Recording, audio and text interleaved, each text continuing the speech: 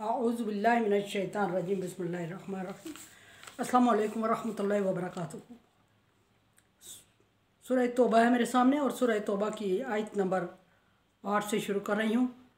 पारा नंबर 10 और रुकू नंबर 8 शुरू हो रहा है, बल्कि 8 दरमियान में है। और आयत को ट्रांसलेट पहले हिस्से में मैंने कर दिया था, लेकिन दोबारा इसको, चूँकि ये आयतें ऐसी हैं कि रिपीटेड आ रही हैं, बार बार हो रहा है ऐसा,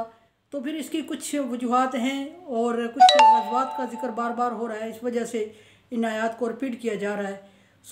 ये आयत बार बार रिपीट हो रही है कुरान पाक में, मैं इसको रिपीटेड नहीं कर रही हूँ। और पीछे थोड़ा सा वाक़या गुजरा था, इसमें फरमाया था, अल्लाह तबारक व तआला ने फरमाया कि जब आप पर ये कंट्रोल हासिल कर लेते हैं कुफार मक्का, तो फिर वो किसी रिश्तेदारी का या किसी याद का लिहाज नहीं करते। आगे फिर यही आयत आएगी। फरमाया कि ग़ज़वा ये सुलह हुदैबिया का जिक्र हो रहा है। सुलह हुदैबिया का एक मायदा था जो नबी सल्लल्लाहु अलैहि वसल्लम और कुफार मक्का के दरमियान हुआ था, और मायदा ये था कि 10 साल तक आपस में कुफार मक्का और अहले मदीना 10 साल तक जंग नहीं करेंगे। और जो मायदा लिखा गया था और 10 साल तक जंग नहीं करेंगे, तो उसमें जो मुसलमान कुफार मक्का के अंदर हैं उन पर भी मुसलमान हमला नहीं करेंगे, मदीने वाले हमला नहीं करेंगे, और जो मदीने में नबी सल्लल्लाहु अलैहि वसल्लम के अंदर लोग हैं उन पर भी कुफार मक्का ना हमला करेंगे और ना हमला करने वालों का साथ देंगे। लेकिन हुआ ये कि ऐसा कि कुफार मक्का का निगरानी में एक कबीला था बनु बकर, और नबी सल्लल्लाहु अलैहि वसल्लम के मदीने में आप सल्लल्लाहु अलैहि वसल्लम की मत के मतहत एक कबीला था बनु खज़ा। इनकी आपस में लड़ाई चल रही थी और 10 साल तक लड़ाई होने का एग्रीमेंट था, हालांकि क्योंकि बनु बकर कुफार के साथ रह रहे थे, मक्के में रह रहे थे। 10 साल का एग्रीमेंट होने के बावजूद उन्होंने बनु खज़ा पर हमला किया और उनके मवेशियों को लूट कर ले गए, मार दाड़ की, कत्ल गारत किया, और फिर मवेशियों को लूटने के बाद उनको बहुत ज़्यादा नुकसान भी पहुंचाया और जंग भी की, जंग जदल हुई। और बनु खज़ा का जो सरदार था वो नबी सल्लल्लाहु अलैहि वसल्लम के पास पहुंचा और उसने नबी सल्लल्लाहु अलैहि वसल्लम से अर्ज़ किया कि या रसूलल्लाह, ये कुफार मक्का का और आपका एग्रीमेंट था, और उस एग्रीमेंट में हम यानी बनु खज़ा और बनु बकर भी शामिल थे, और बनु बकर कुफार के अंडर है, मक्का में रहता है, और उसने आपकी मौजूदगी में मदीने में आके हमारे माल मवेशी को लूटा है और मार दाड़ किया, कत्ल गारत किया है और हमें बहुत बड़ा नुकसान पहुंचाया है। इसका मतलब है कि उन्होंने मायदे की खिलाफ वर्जी की, एग्रीमेंट को तोड़ा। एग्रीमेंट को तोड़ने के बाद जब ये बात नबी सल्लल्लाहु अलैहि वसल्लम तक पहुंची तो नबी सल्लल्लाहु अलैहि वसल्लम अफसरदा हुए, और जब अफसरदा हुए तो ये आयत नाज़िल हुई कि ये वक्ती तौर पे आप सल्लल्लाहु अलैहि वसल्लम को दिखाने के लिए मायदे करते हैं, एग्रीमेंट करते हैं, हालांकि इनके ज़मीर इनको गलत करने से रोक नहीं रहे हैं, और ये आप सल्लल्लाहु अलैहि वसल्लम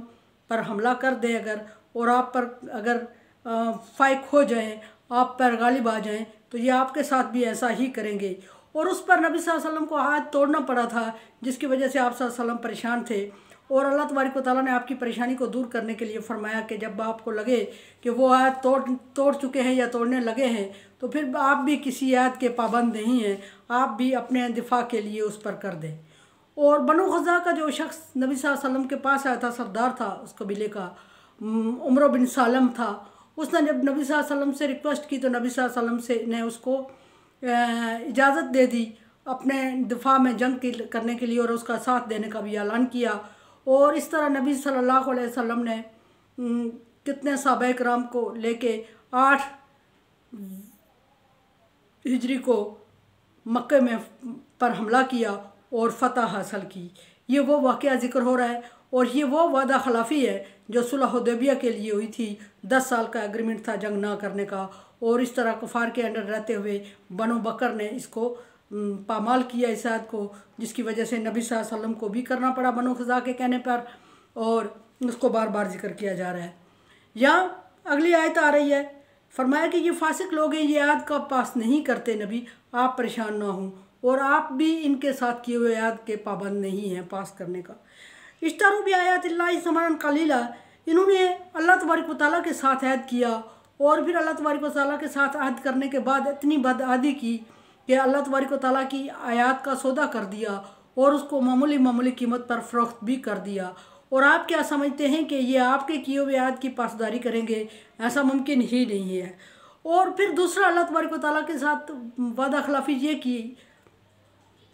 कि सद्दु अन सबील ही, लोगों को मामूली कीमत देकर अल्लाह तबारक व तआला के रास्ते से रोका, दीन इस्लाम से रोका, मस्जिद हराम में जाने से रोका। और अगर ये अल्लाह तबारक व तआला के ख़िलाफ़ जंग करते हुए ऐद करते हुए बार बार ऐद करते और ऐद की पामाली करते हैं तो फिर आप सल्लल्लाहु अलैहि वसल्लम को इनसे उम्मीद नहीं रखनी चाहिए। और अगर इनसे उम्मीद नहीं रखनी चाहिए और फिर अगर इनसे ऐद शिकनी ये खुद करते हैं पहले, तो फिर आपको करने में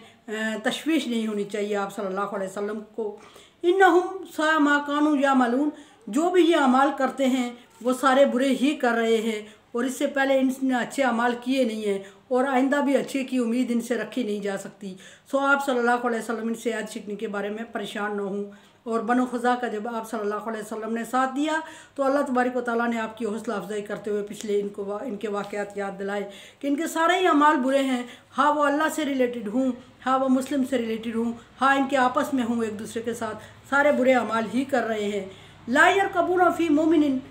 इल्ला वला ज़िम्मा, जब मोमिन इनके कब्ज़े में आ जाते हैं, मोमिन इनके हाथ आ जाते हैं तो फिर ये पहले पीछे आयत गुजर चुकी है कि फरमाया कि पहले ये आपसे अच्छी और चकनी चुपड़ी बातें कर रहे होते हैं, मलम्माबाजी कर रहे होते हैं और आपको मुतासर करने की कोशिश कर रहे होते हैं, लेकिन जब ये कब्ज़े में कर लेते हैं किसी मोमिन को तो उस वक्त ये किसी रिश्तेदारी का या किसी ऐद का पास नहीं रखते और उस वक्त आपको तकलीफ़ देने में भी हद से गुजर जाते हैं। और नबी सल्लल्लाहु अलैहि वसल्लम को हुक्म हो रहा है कि आप मत ये सोचें कि ये आपके लिए मेहरबानी करेंगे, ऐसा हो नहीं सकता। फरमाया कि उलाइका हुमुल मुअतदून, वो लोग ऐसे हैं जो कि हद से बड़े हुए हैं। यानी एक तो होता है हद में रह के ज़्यादती करना, लेकिन इन्होंने हद से बढ़ के आप सल्लल्लाहु अलैहि वसल्लम से और मोमिनों से और फिर आपस में जो कबीला इनके कमज़ोर रह गया उससे, और सबसे बढ़ के ये कि अल्लाह तबारक व तआला के अहकामात के साथ ज़्यादती की और ये ज़्यादती में हद से बढ़ चुके हैं और इनका कंट्रोल मुश्किल है।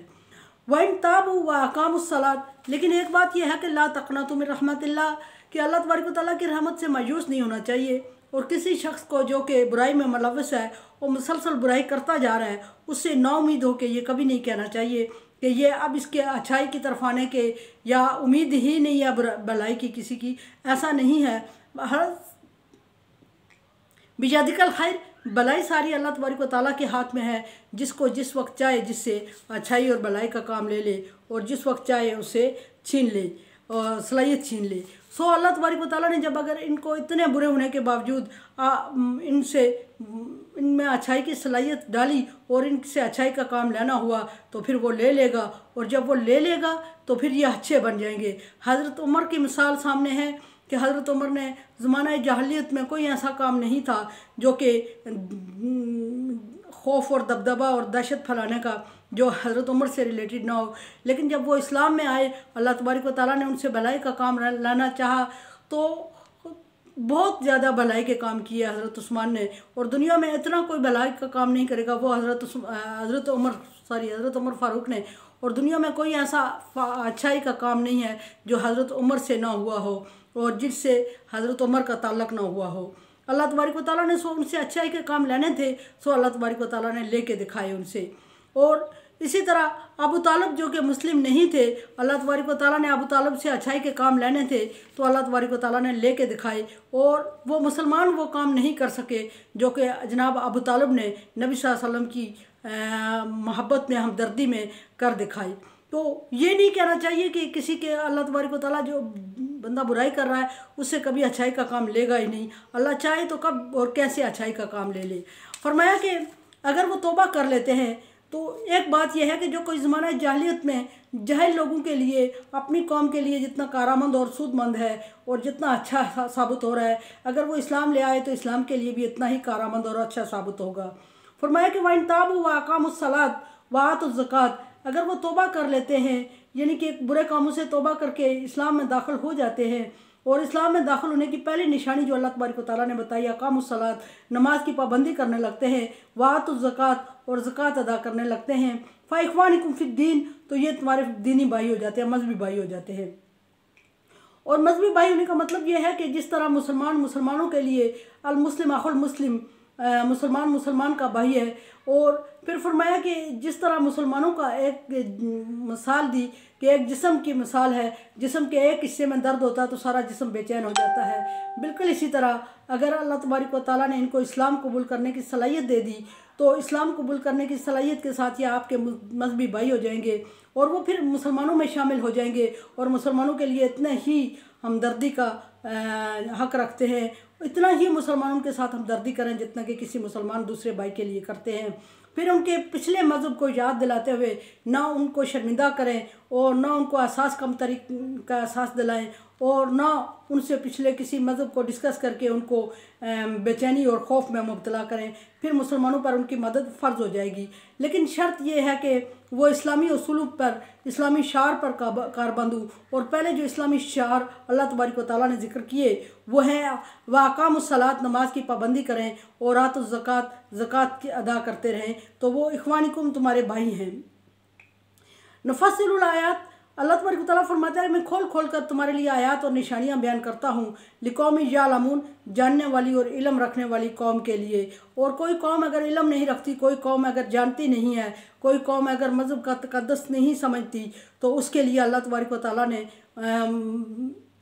नाराज़गी का इज़हार किया। लेकिन जो कौम दरगुजर करती है और अच्छाई का सोच रखती है और दीन इस्लाम के लिए सोचती है और दीन इस्लाम पर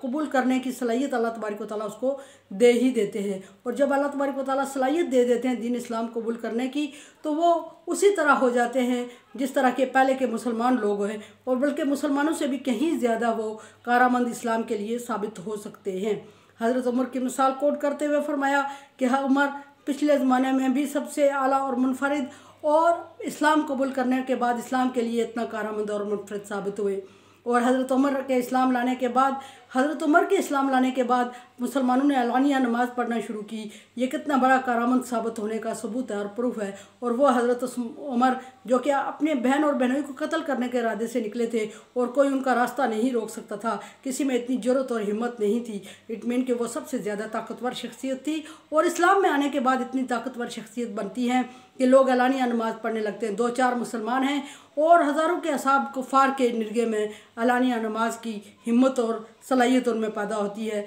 अल्लाह तबारक व तआला जिसको चाहता वा तो इज़्ज़ु मन तशा वा तो ज़िल्लु मन तशा, जिसको अल्लाह चाहता है इज़्ज़त देता है, जिसको चाहता है ज़िल्लत देता है। ये किसी एक इंसान के हाथ में नहीं होती कि दूसरे को दे के आज़मा ले या छीन ले। मेरे चैनल को आप सब्सक्राइब कर रहे हैं, thank you so much. Like dislike as you like. अल्लाह हाफिज़।